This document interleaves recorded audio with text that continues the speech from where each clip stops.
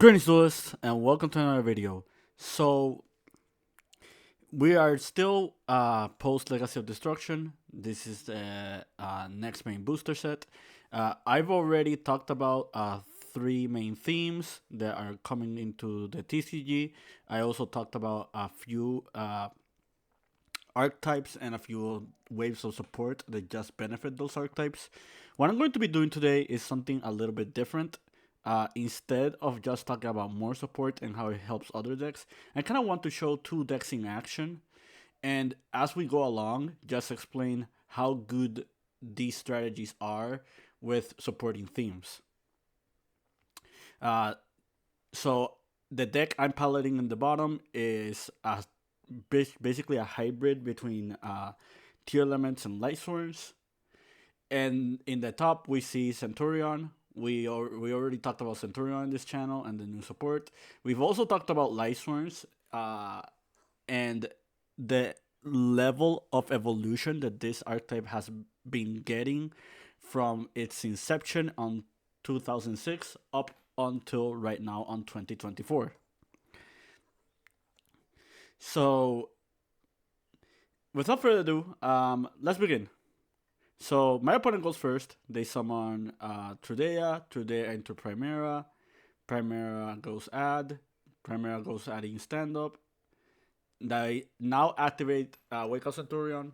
For those who are unfamiliar with this card, the way this card works is if you control a card in your spell and trap monster, you can special summon a token and you can turn its level either 4 or 8.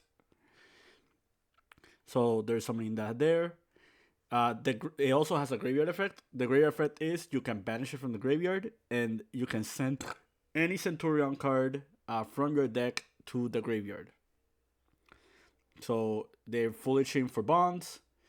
The reason they're sending bonds specifically is so they can safeguard their Centurion play. Now they're going to activate stand up. They're going to synchro into Archeola. And for those who are unfamiliar, Archeola is basically adds any Centurion. So they're doing Archeola Chaining 1 and Wake Up Chaining 2. The reason, well, not Wake Up, they're going to do Bonds.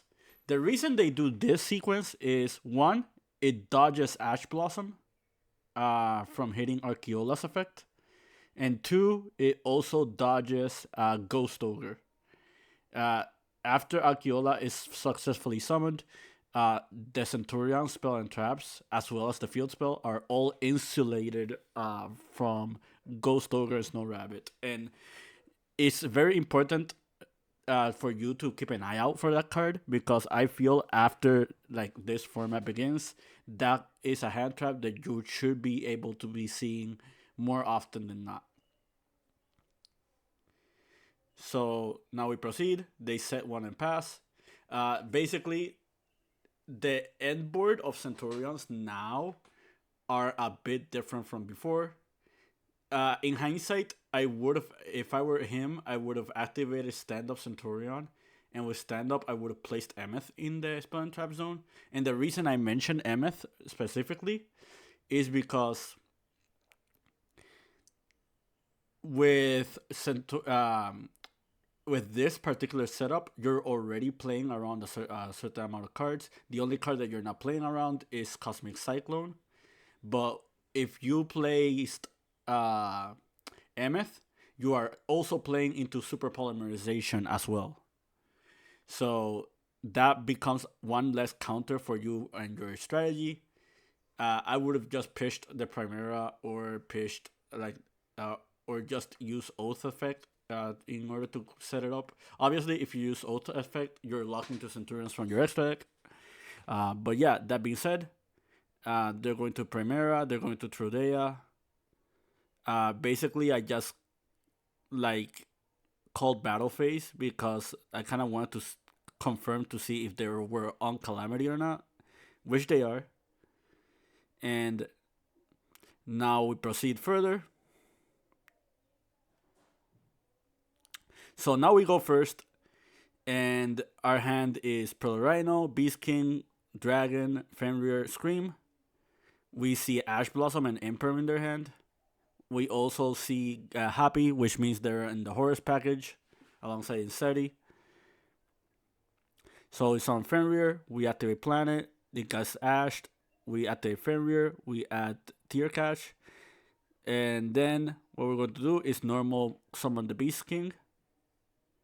We're going to link into Cross Chip, we're going to activate Scream, and now we can banish the Fenrir to summon the Tier Cache, and now we do Chaining 1, Chaining 2. They decide not to imperm, so we mill 6. And upon our 6 mills, we milled Reinhardt and we milled Sharon. Reinhardt does not trigger here, but Sharon does. So we do Sharon's effect. Sharon returns those two. It makes it so we summon Rukalos, and then Cross Chip triggers, sending Reinhardt, and Reinhardt triggers, sending Murdy. And now we fuse away Murdy, we make Mud Dragon, we make Appaloosa, we normal summon the dragon, and now we try to go for Minerva. The reason we're doing this particular play is because we haven't milled any Lightsworns yet, and since Punishment Dragon is now back into our main deck, we can now use a Dragon of Lightsworns effect. We get Impermed, Lightsworn Dragon activates, we add the Punishment Dragon, and we pass.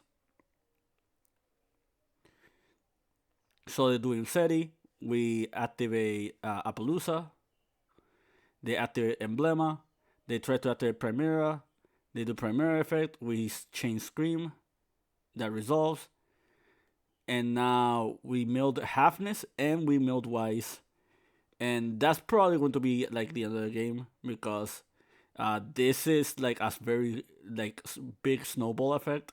The Wise is going to bring back the dragon is going to dump another Lightsworn.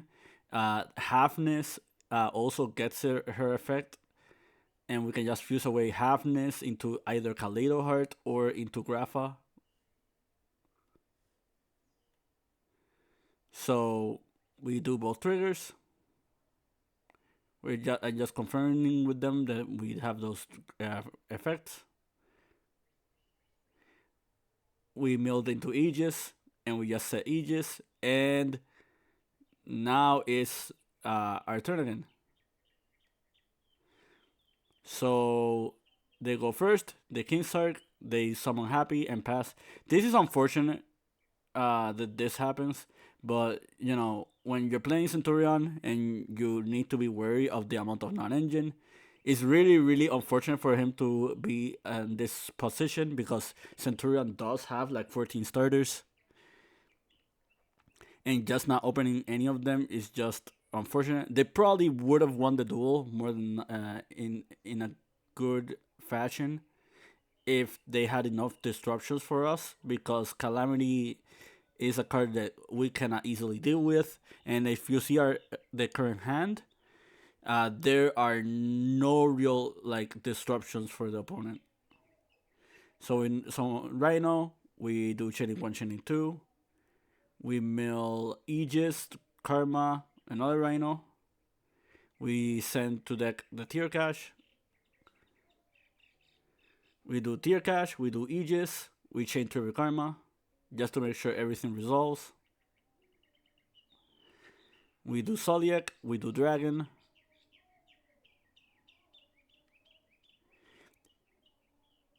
We add Tier Cache, and this is, and I feel like moving forward, this is probably going to be like the better version of Tearlaments. The Lightsworn cards just help with both milling and just providing like extra sustain power. It just spams the board a lot easy. It has natural synergy with the cards.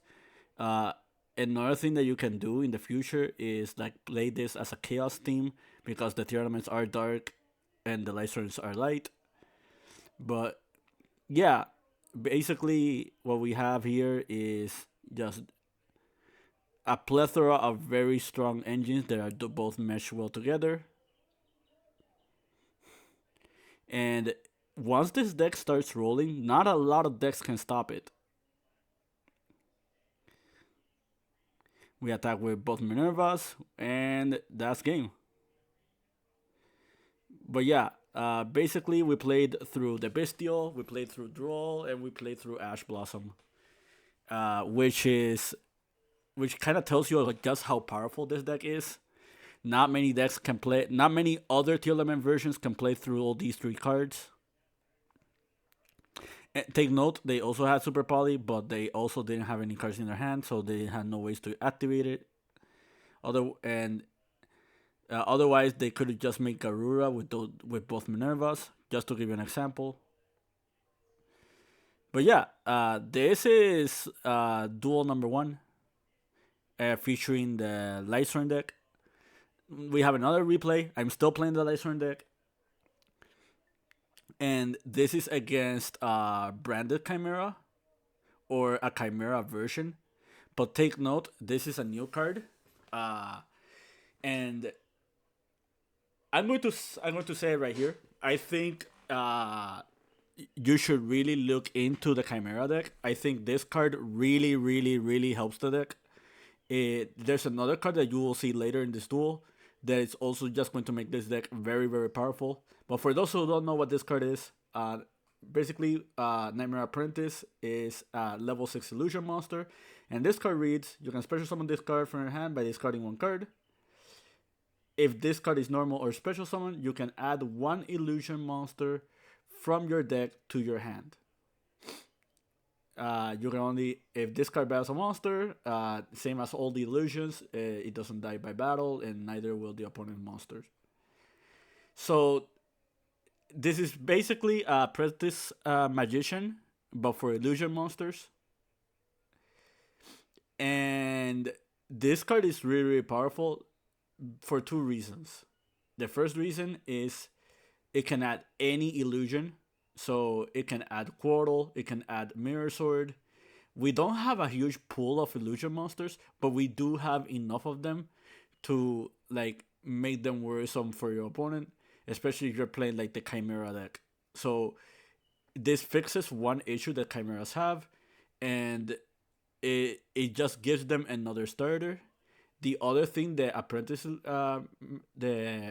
does is I guess you'll see it in this duel and you'll understand what I mean. So we're adding Fenrir. We go first. Fenrir into Tier Cache. We activate Foolish Goods. Foolish Goods for Zodiac. Zodiac for Sharon. The reason we do Zodiac and not Trivia Karma is because now we have a trap in the grave for Tearlament Kashtira effect. We do Sharon. We send Beast King. We trigger both Lightsworn monsters. So both Felice and Wolf get summoned. And the Aegis also got milled. So this is just the avenue that creates you playing the Lightsworn cards. Like these, obviously there are both mill decks, so the odds of you getting this amount of pluses are not going to be guaranteed every single game. However, once you start resolving and you get like 3 effects off, this just becomes a very strong snowball effect. Like just because of this Sharon, we have 4 extra cards on the board, and we have set up for Beast King, and we have set up for Lightsworn Dragon. So we synchro these 2 away. We make Minerva. Minerva is going to trigger. Minerva is going to be sending both Dragon and Wise. So these 2 trigger. This grabs Punishment Dragon. This summons the Fairies. We summon the Dragon of Lightsworn. The Lightsworn sends Wise. We pretty much just ran out of targets and we didn't have any monster room. So we went for the Minerva. Minerva is going to just mill more cards. We milled Rhinoheart. Rhinoheart gets summoned. We pitch Halfness. And then Halfness gets used. We summon Kaleido. And then we use Merly to fuse into Grapha. And we leave this empty room and we just summon Grapha in the extra monster zone. Just so we can use Tier Cache. Another note is I didn't link the board away because I kind of want the 2 Lightsworn monsters because of Aegis effect. And we also have the disruption from Fenrir, which is just like free as well. Also take note, all these monsters are gaining 300 attack because of Pressure Planet. So they activate Patchwork, they grab Edge Imp and Poly. They set the Edge Imp. Setting Edge Imp is pretty much their best play because this plays around Soliek, this plays around Aegis. And now I kind of have to think if I want to Fenrir in after like they commit, they cannot banish this either. So they activate Poly, we activate Grapha, we use Grapha's effect, we send Tear Catch for Reinhardt. We fuse away into Mud, we fuse away into Stapelia. Since our Aqua was triggered, we activate Kaleido Heart. They poly into Albion. Albion chaining 1, Fenrir chaining 2, and that's the end of the duel. Now they go first. They summon Mirror Sword into Gazelle, Gazelle into Chimera Fusion. Chimera Fusion is going to fuse those two. Now they're going to trigger. So Edge Imp, Gazelle, and Chimera triggers. And now you're about to see like the importance of Apprentice in this deck. Now this is a card that's searchable off the Chimera, of the Gazelle rather. And what makes this really good, really strong is the interactions that you'll see in a second. We send in Edge Imp. We add the Wax. This card already came out in Phantom Nightmare, but for those who don't know what this card does, if your opponent declares an attack, you can special summon this card. If this card battles a monster, neither can be destroyed by the battle. At the end of your opponent's battle phase, you can activate this effect. Until the start of your opponent's next battle phase, attack position monsters your opponent currently controls cannot change their battle positions, their effects are negated, and cannot be used as materials. So this makes it very, very awkward for your opponent. Like basically, if your opponent is forced into a position where they have to battle, and this card is already on the board, there are no main phase 2 plays that your opponent can make. The existence of this card makes it so they cannot Zeus you with any XYZs. Just to give you an example, they also cannot do a lot of other stuff. But yeah, not the worst card, but not the best card either. We didn't see this card being played post Phantom Nightmare just because, you know, Snake Eye is just so popular, and branded Chimera is like kind of falling off. But once you see like this deck again, you're probably going to see this card. So now we're going to the real reason why the Apprentice is like really strong. Apprentice and Chimera are both level 6, which means you have access to Beatrice. I don't think I need to talk about how strong Beatrice is. I think every duelist like who are watching replays by now should already know how ban-worthy this card is. That being said, we see their interactions, and their interactions are with this other new card. So for those who don't know, this is Diabellstar. I already made a video talking about this card. It was the last video prior to this one. But just to recap or to summarize, while this card's on the board, your opponent cannot activate spell or traps that are not set. In a deck like this one, especially after we see Summer Limit, this card is insanely powerful because there are no real ways of breaking my opponent's board unless I commit something. Or I play like kaiju-like monsters in order to like start picking apart their board. With Diabellstar, you're going to see, and now they activate Chimera Fusion. They set Chimera Fusion, they set Summon Limit, they use Chimera's effect. We try to Reinhardt, they try to Ghost Bell, and in our draw phase, they immediately just summon Chimera, and Chimera that summons the Diabellstar. Usually on this scenario right here, Uh, they didn't have the materials for it, but if they did, I would have made Baphomet sending the Taoist, and the Taoist can reborn the Diabells, because relying on Chimera to do it on your opponent's turn means that your opponent can, uh, well, me rather, can just like activate any cards right before. So, for example, we had a Cosmic Cyclone, we could just like chain it. This does play around Super Polymerization. Right now, I cannot Super Poly this board. I cannot Cosmic Cyclone these cards either, because I didn't have them. I cannot Twin Twisters. I cannot do like a lot of things like under this card. They send the Taoist. The Taoist brings back the mirror. The mirror summons Baphomet, and Baphomet grabs follow up. And again, this is just a very very powerful board. I am forced to set this Tearlaments Scream, which will activate Diabell's effect. Diabell's pops it. We grab Soliak. So this is where we try to mind game our opponent. They know that we added Soliak with the Scream, meaning that whatever card we set next, they have to make the read whether or not to pop this set card. If they pop the Soliak, they know we have guaranteed more plays, and that's something they don't want.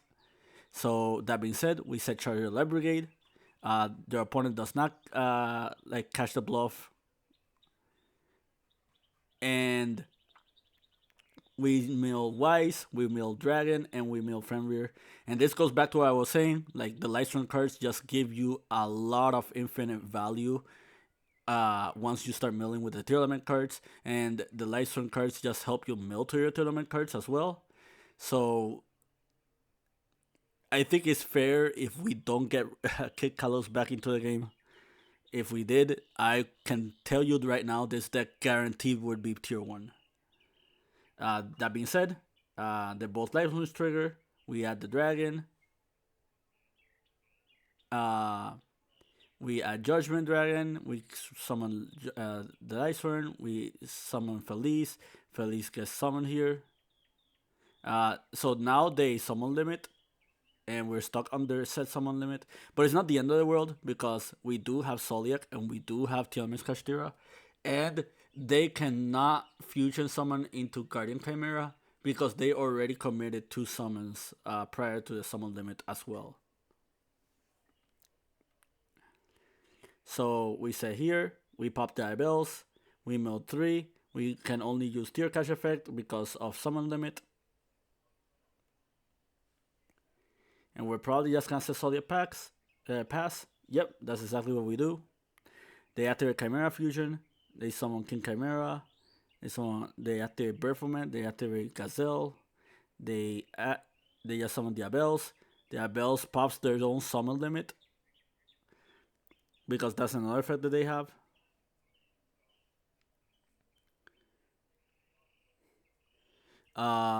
Yep.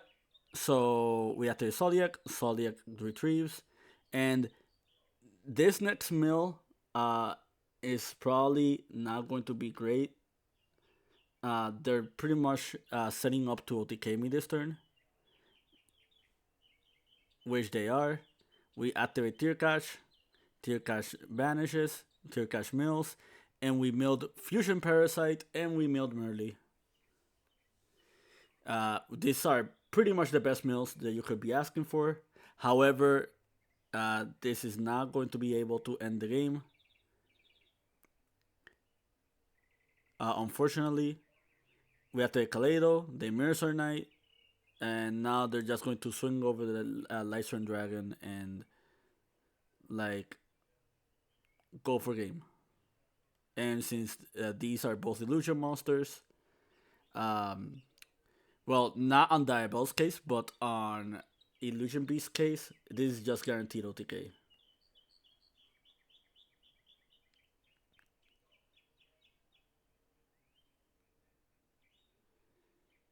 And we just summoned the only reason you saw the Grapha is because we were trying to find the options from the extra deck that we could try to summon in order to like stop that play. But there, sadly, we didn't have any. So now I opened double wise. I opened the dragon. Well, we added the dragon. We opened solar recharge. We activate Felice. We activate solar recharge. We activate Tearlaments Scream. We summon dragon. Dragon effect. We send wolf. Wolf gets summoned. We summon Amritara. That gets impermed. And that's another really cool thing about this deck. This particular hybrid can play Amritara just because of the Lightsworn cards. And Amritara just bridges you into your tournament cards. So that's another level of synergy that the deck has.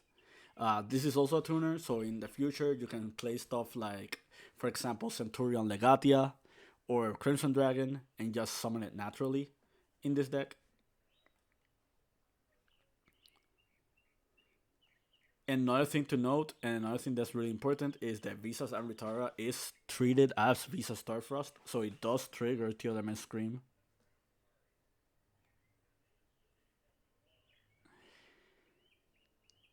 They summon Minerva next. The Dragon Lightsworn activates. We add Judgment Dragon. We mill two more Lightsworns. They both trigger.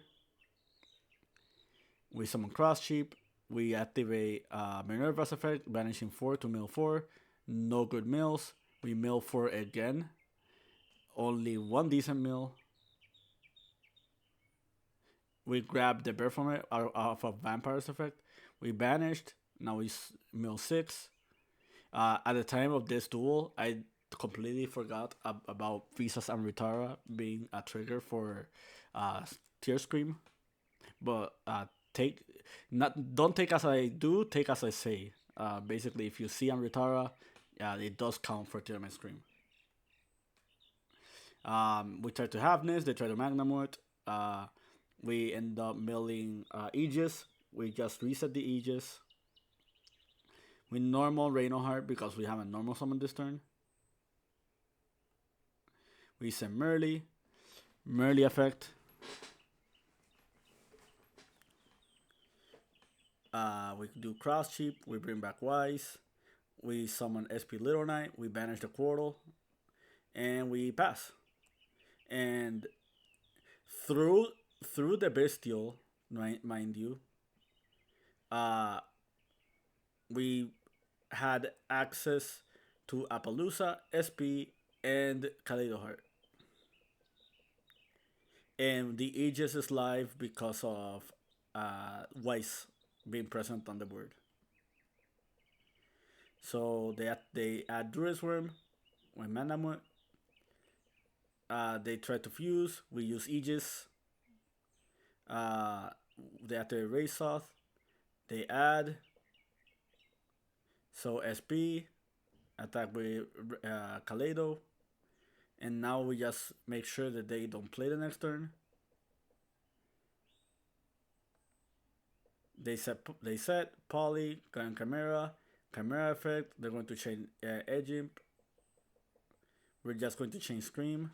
And the Scream milled them early again.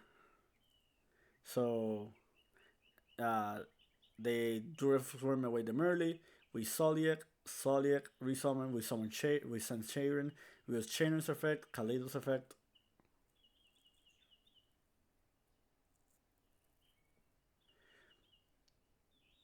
They enter battle phase, they swing over the SP. They poly, we negate. They summon illusion. And we're most likely going to say like now not keep extending. So the big issue at hand right now is I need to OTK them this turn. And one easy way to do it would have been by triggering Tearlaments Scream. However, we only have 2 cards left in the main deck, so that cannot be an option at the moment. Basically, the best and the only option is to summon Mud and basically use Mud's effect to change into like a different attribute. That puts both tier monsters at 3300 attack, which is enough to swing over the Chimera. Or just crash into the Chimera, rather. So, very, very close duel. Very, very close match. Now you saw both Centurion, and you also saw Branded Chimera. You also saw the Lightsworn Tearlament deck. This is pretty much the list. There's I keep rotating changes. Like the main list I'm playing is not playing Super Poly in the main. It's not playing Solar Recharge either. I think this card is just win more. But I felt it was still a good showcase of just showing you like different strategies. And uh, I'm going to say right now, you should really respect this deck. Both Diabells and Apprentice Illusion are two like very key monsters that really just helps this strategy. It just makes them a lot more resilient, a lot more powerful. It gives them access to Beatrice, which is already an absurd card by design. Uh, yeah, that's it from me. I hope you found this video informative and to your liking and understanding. More Lesser Distortion content coming real soon. Keep practicing and keep dueling.